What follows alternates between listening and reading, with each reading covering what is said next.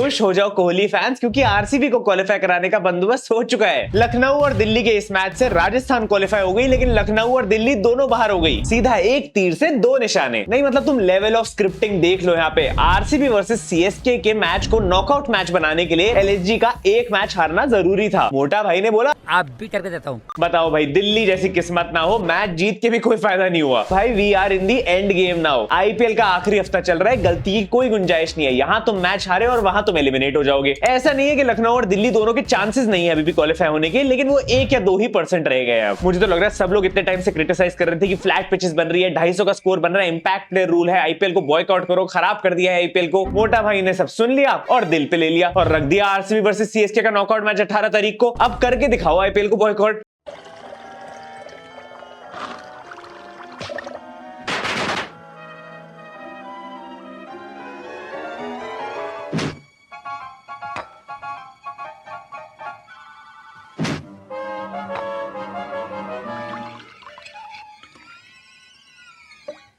और लेवल देखो भैया, आरसीबी फैंस के साथ राजस्थान फैंस भी खुश। एलएसजी कितनी अच्छी टीम है ना, उनको पता था अगर वो क्वालिफाई हो भी जाएंगे तो वैसे भी कोई नहीं देखने के लिए होगा, इसीलिए आरसीबी और सीएसके का चांस बना दिया। ऊपर से आरआर के फैंस को भी खुश कर दिया। राजस्थान जो पिछले 3 हफ्ते से खुद नहीं कर पा रही थी, वो इन्होंने एक मैच में करके दिखा दिया, उनको खुद ही क्वालिफाई करवा दिया। ऊपर से कल वाला मैच वैसे ही नहीं हुआ था, गुजरात और कोलकाता वाला, तो बेचारी गुजरात भी बाहर हो गई। पर वैसे ये तो सच है, जो बारिश की वजह से मंडे का मैच कैंसिल हुआ, उसने ये दिखा दिया हमें कि आईपीएल के बाद लाइफ कितनी बोरिंग होने वाली है। वैसे देखा जाए तो आज के एलएसजी की बैटिंग ने भी हमें यही दिखाया है कि जिंदगी कितनी बोरिंग हो सकती है। भला हो अरशद खान और निकोलस पुरान का जो थोड़ी गेम बना गए। करते हैं उसके बारे में बात, लेकिन पहले एक मेन इशू एड्रेस कर लेते हैं। हाँ भाई, लिख लिए पैराग्राफ, लिख लिए आर्टिकल्स की केएल राहुल नहीं खेलेगा, टीम से बाहर हो गया है, रिटेन नहीं किया है। चलो अब जाओ सारे विराट कोहली को क्रिटिसाइज करना, वरना व्यूज कैसे आएंगे, क्योंकि और कुछ तो बचा नहीं है। तो दोस्तों, नल्ला और बेरोजगारी के चक्कर में मैं ऐसा घिर चुका हूँ कि तुम पूछो ही मत। बताओ भाई, हमें 3 दिन से पागल बना रखा है इन लोगों ने कि केएल राहुल टीम के साथ ट्रैवल नहीं कर रहे, रिटेन नहीं होंगे और अब अगले आईपीएल में किसी और टीम से खेलेंगे। घंटा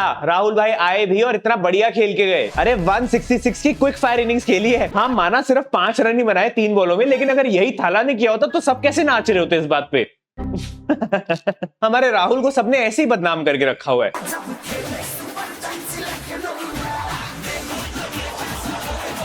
पिछली बारी क्रिटिसिज्म मिला था ज्यादा बॉल वेस्ट करने के लिए, आज बिल्कुल भी नहीं करी भाई ने। और एक्सपेक्ट भी क्या कर रहे हो भाई, ऐसे ओनर के लिए मेरा एल बनाए रन। पूरी दुनिया के सामने पहले तो जलील कर दिया, उसके बाद एक डिनर पे बुला के सोचा सब ठीक कर देंगे। और अब पिछली बार खुद को इतना क्रिटिसिज्म मिल गया था कि अब 5 रन बनाने में स्टैंडिंग ओवेशन देनी पड़ रही है। आई सपोर्ट यू राहुल भाई, मैं तो कहता हूँ अगले मैच में डक बनाओ। देखिया तू कब सुधरेगा बेटा।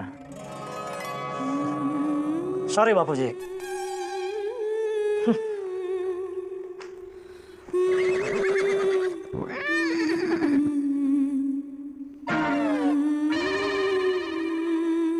बस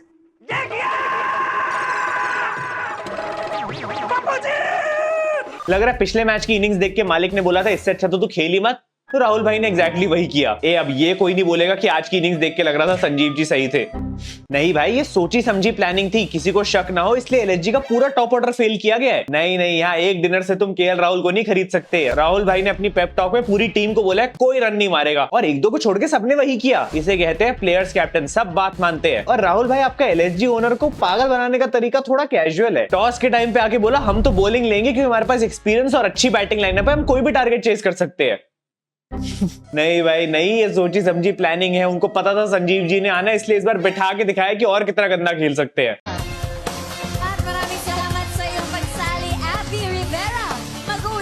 केएल राहुल ने अपनी बेस्ट परफॉर्मेंस दी है अपनी एक्स टीम आरसीबी के लिए। तुम खुद ही देख लो ना, राहुल ने एलएसजी को एलिमिनेट करा और निकोलस पूरन और अरशद खान ने आके डीसी को एलिमिनेट कर दिया, क्योंकि अगर ज्यादा मार्जिन से जीत जाते तो डीसी के भी क्वालिफिकेशन के चांसेस हो जाते। इसलिए आरसीबी वर्सेस सीएसके का सोचते हुए पूरी सोची समझी प्लानिंग के साथ आज ये टीम हारी है मैच। इतना तो मैं समझ गया हूँ कि राहुल भाई ने आज ऑडिशन तो दिया है अगले साल आरसीबी की टीम के लिए। और मैं तो कहता हूँ भाई मौका तगड़ा है, क्योंकि डीके भाई भी रिटायर हो रहे हैं, तो कीपर की भी जरूरत है, ओपनर और कैप्टन तो वैसे ही चाहिए आरसीबी को, क्योंकि फैफ डू प्लेसी का भी कुछ पता नहीं अब। तो राहुल भाई मैं समझ गया आपकी गेम, रिस्पेक्ट है यार। इस साल कप नाम दे गुरु। बस यार अब एलएसजी की जर्सी उतार रहे, ज्यादा देर नहीं पहन सकते हैं। माना हारे है लेकिन इतना नहीं हो। नहीं यार, टेक्निकली तो डीसी की भी जर्सी पहननी चाहिए, क्योंकि हारे तो वो भी है टूर्नामेंट से, तो वो भी बाहर हो गए ना।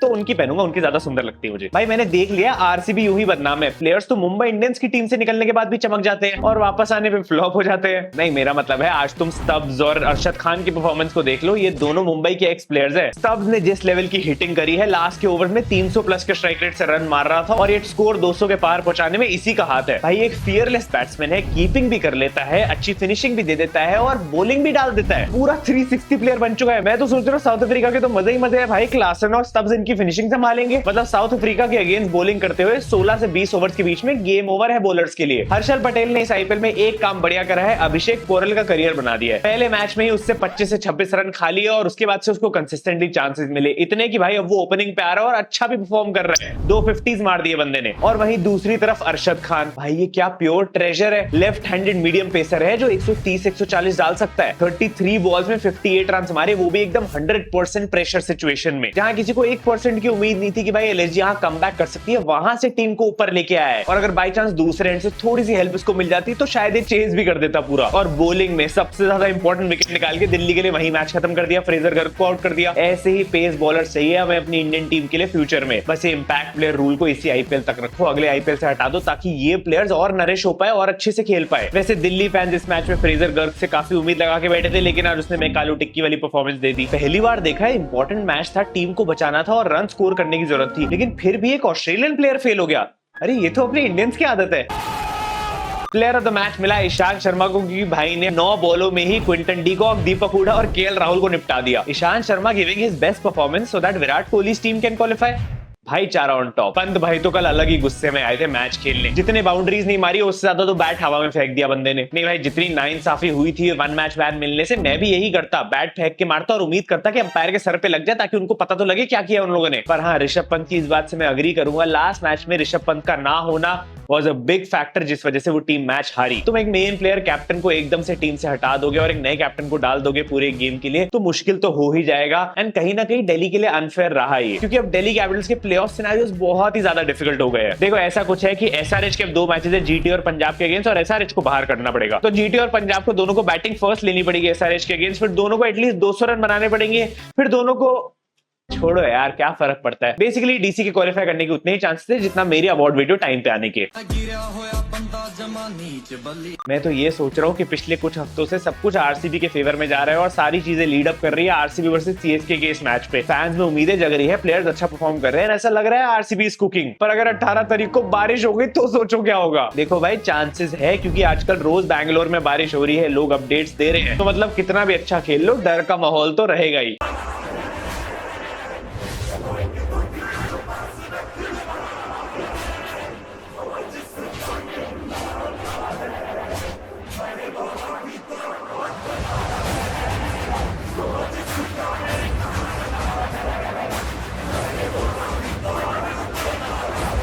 ऊपर से विल जैक्स टीम से जा चुका है, उसको इंग्लैंड से बुलावा आ गया है। अब तो विराट भाई एक ही ऑप्शन बचा है, वो मैक्सवेल की टांग भरोसा दिखाओ उस पे। आज है भाई राजस्थान वर्सेस पंजाब का मैच। मैं तो कहूंगा यार पंजाब वालों छोड़ो, वैसी तुम्हारी टीम पूरी नहीं हो रही, प्रीति जिंटा के हाथ के पराठे खाओ, राजस्थान वालों को भी खिलाओ और हमें भी एक दिन की छुट्टी दो। खैर फिर भी अगर बाय चांस मैच हो जाता है तो मेरी फैंटेसी टीम ये होगी, कैप्टन बना रहा संजू सैमसन को और वाइस कैप्टन में हर्षल पटेल ले लेते हैं। आज प्रेडिक्शन मेरी यही है कि राजस्थान ये मैच जीत सकती है। बाकी तुम लोग इंस्टाग्राम पे आ जाओ, फॉलो कर लेना, चैनल को सब्सक्राइब कर देना और टेलीग्राम को भी ज्वाइन कर लेना। मैं चला इंडिया की हेड कोच पोजीशन पे अप्लाई करने। मिलते हैं अगली वीडियो में। Thanks so much for watching, love you all, bye bye.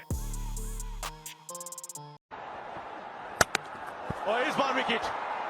6 wicket.